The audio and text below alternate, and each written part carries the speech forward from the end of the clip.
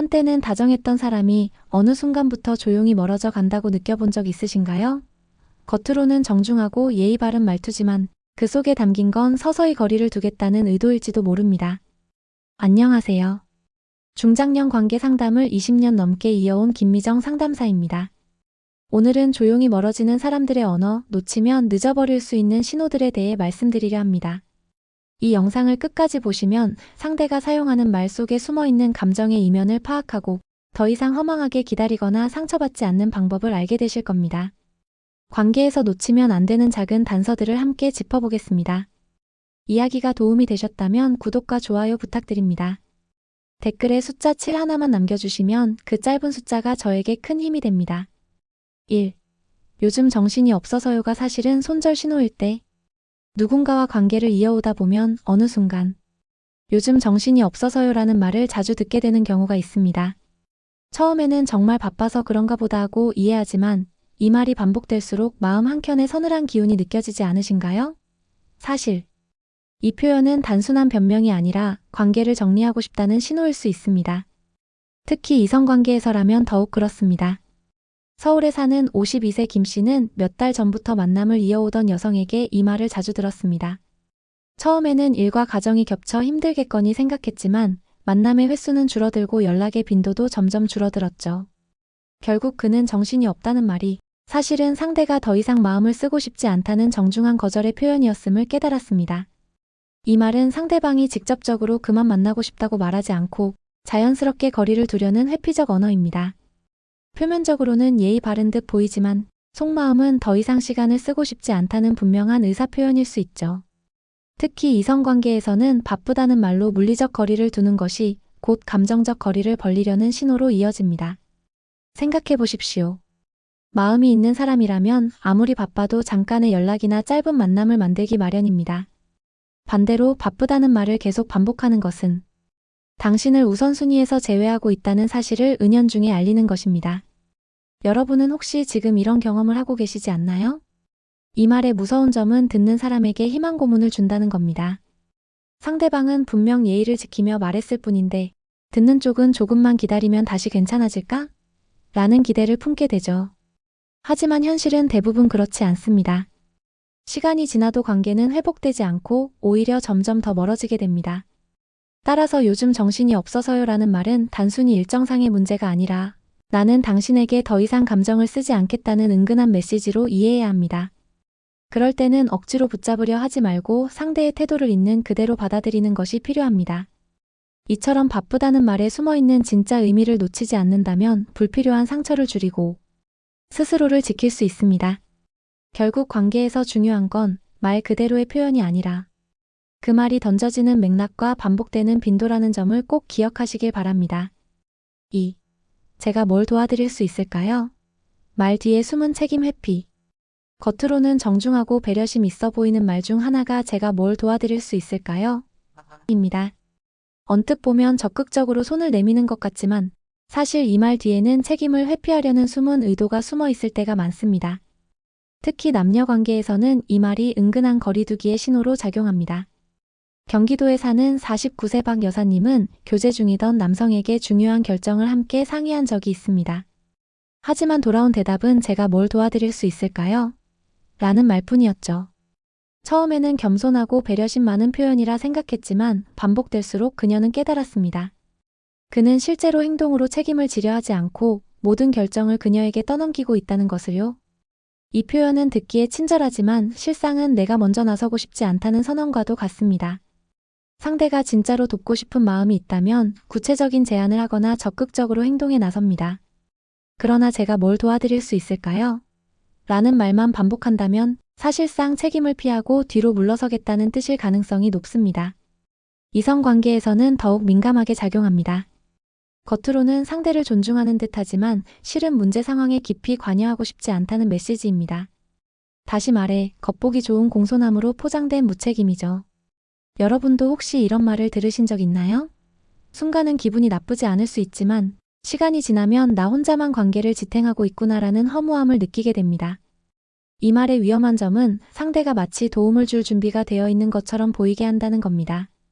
하지만 정작 중요한 순간에는 한 발짝 물러서 있고 모든 부담은 결국 나에게 돌아오게 되죠.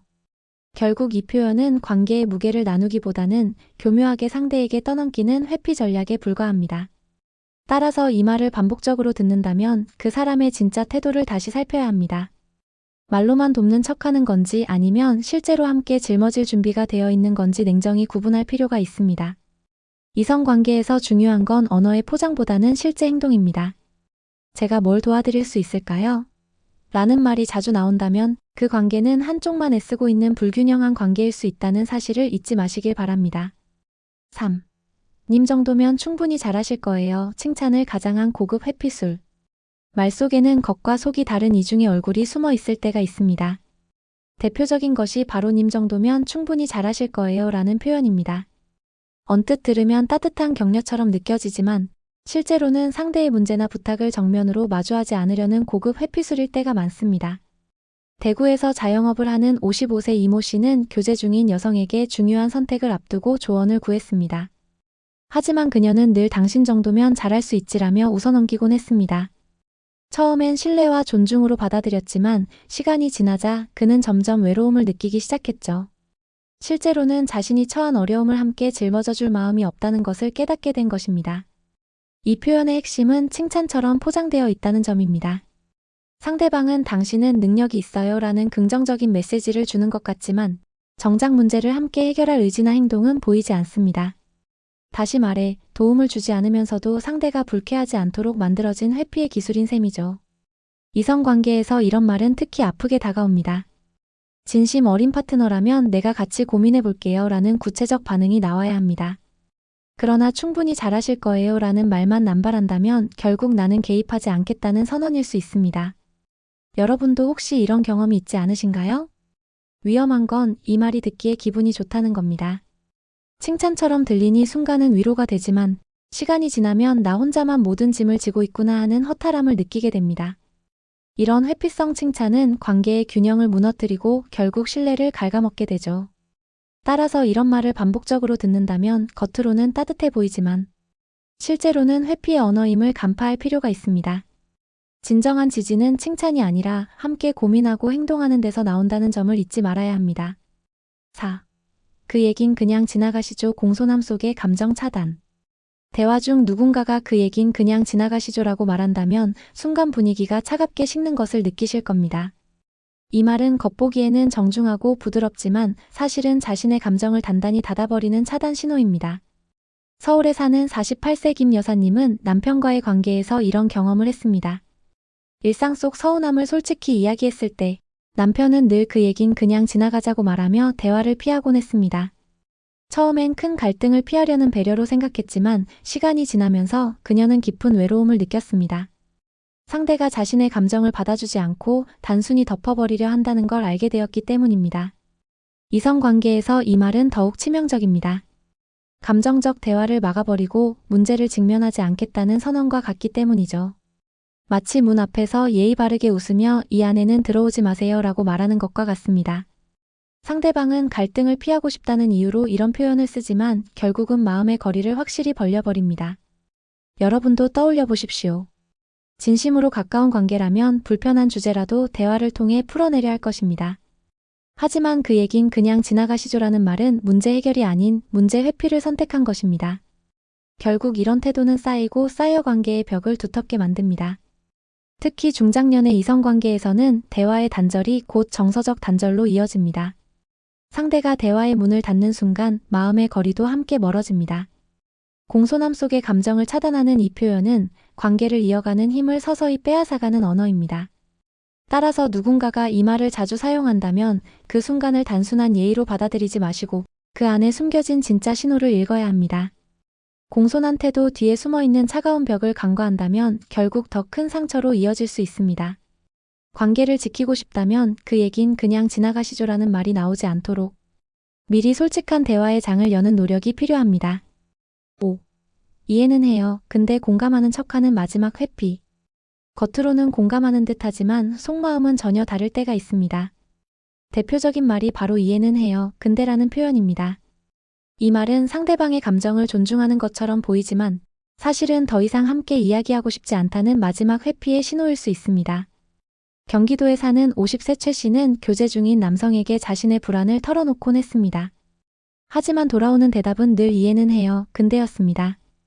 그는 순간 위로받는 듯 했지만 대화가 끝날 때마다 허무함이 남았습니다. 상대가 마음을 깊이 들여다봐주는 것이 아니라 적당히 선을 긋고 있다는 사실을 뒤늦게 깨달았기 때문입니다. 이 표현의 가장 큰 특징은 공감하는 척하는 뉘앙스입니다. 하지만 이해한다는 말 뒤에 따라오는 근데는 결국 상대의 마음을 차단하고 주제를 바꾸려는 장치일 뿐입니다. 다시 말해 대화의 문을 열어주는 것이 아니라 닫아버리는 언어죠. 특히 이성관계에서는 이런 말이 치명적입니다.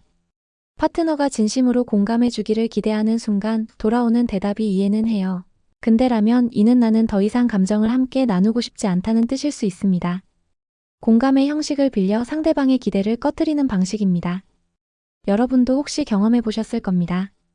중요한 이야기를 꺼냈을 때 상대가 진심으로 들어주기보다 형식적인 공감만 하고 화제를 돌려버린다면 그 순간 마음은 벽에 부딪힌 듯 답답해지죠. 이는 관계가 더 깊어지지 못하게 만드는 결정적인 장벽이 됩니다.